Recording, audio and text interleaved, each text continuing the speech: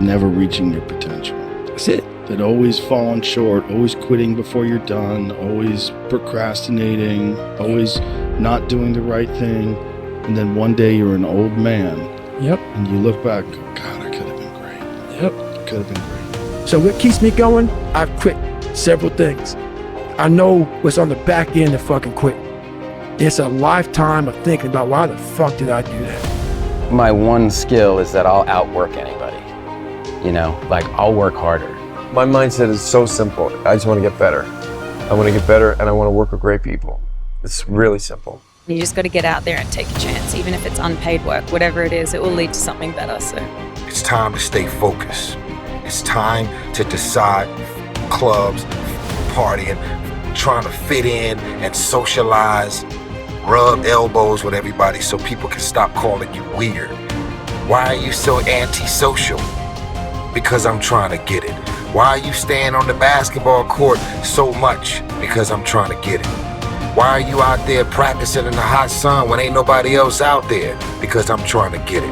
Why are you not clubbing? Like every time I text you and invite you to go do something fun and cool, you always studying. Because I'm trying to get it. Share that belief is inspiring right back to me. It shows that we are thinking correct. You know, this is hard work. This is an obsession. Nothing can beat hard work. Do not fall into the trap, the entitlement trap, of feeling like you're a victim.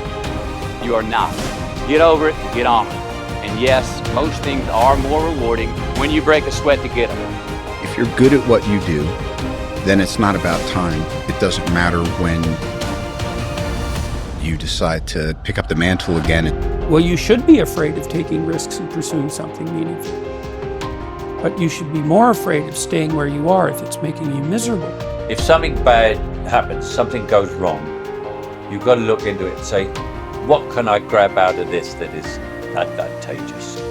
Just because you feel afraid doesn't mean you have to be afraid. Just because you feel discouraged doesn't mean you have to be discouraged. Just because you have fear doesn't mean fear has to have you. The sentence out of your mouth is a story that you are putting out. I'm not gonna make it. I quit. Let's get a divorce. Business is never coming back. We've lost too many people. I've made too many mistakes. I'm a failure. Nobody can help me. I've done too many bad things. I don't know what's coming out of your mouth, but it's a death sentence.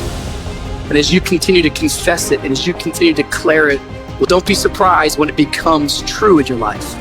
We have to make sure that whenever I feel, when I think a death sentence, I must speak a life sentence.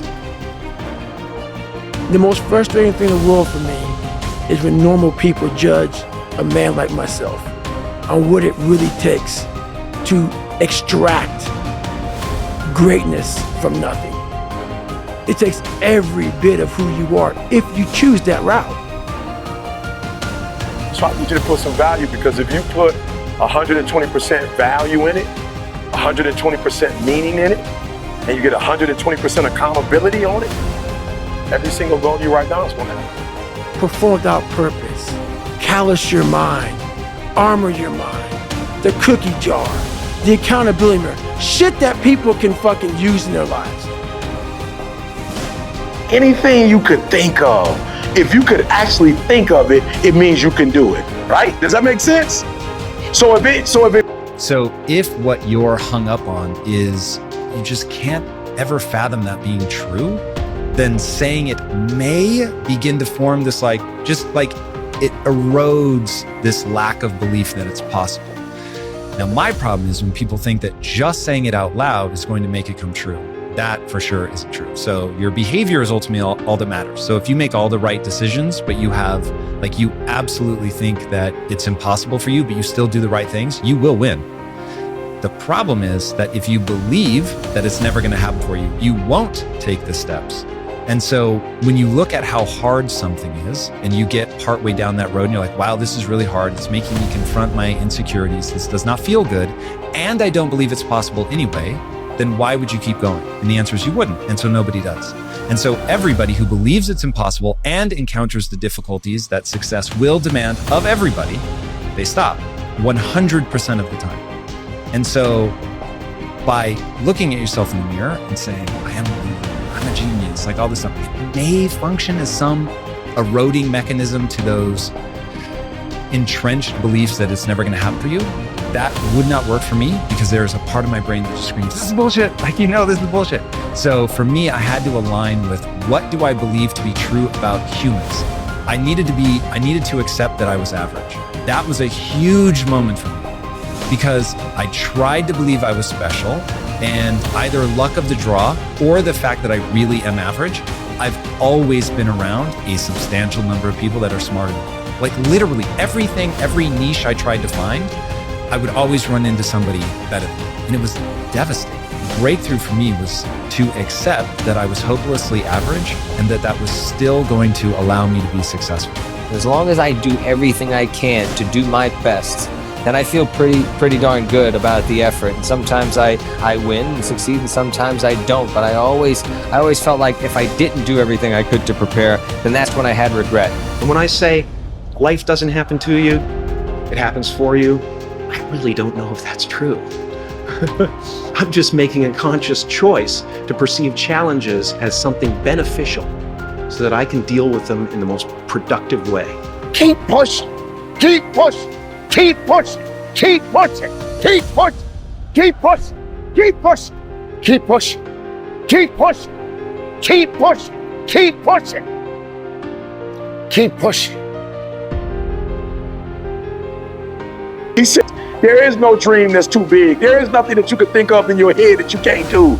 I said, but here's the problem though, right? They shouldn't have told you that, right? How many of you guys believe in this room that if you dream it, that if you think of it in your mind, that you actually have the ability someday to make whatever you see in your mind become a reality? Let me see your hands.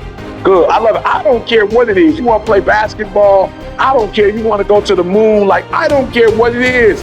Your dreams are never too big. It is impossible to live without failing at something, unless you live so cautiously that you might as well not have lived at all, in which case you fail by default. There's no such thing as second chances. You get as many chances as you want in this world. It's how you present yourself to the world that gives you the second chance. You can continually reinvent yourself, but you've got to do it.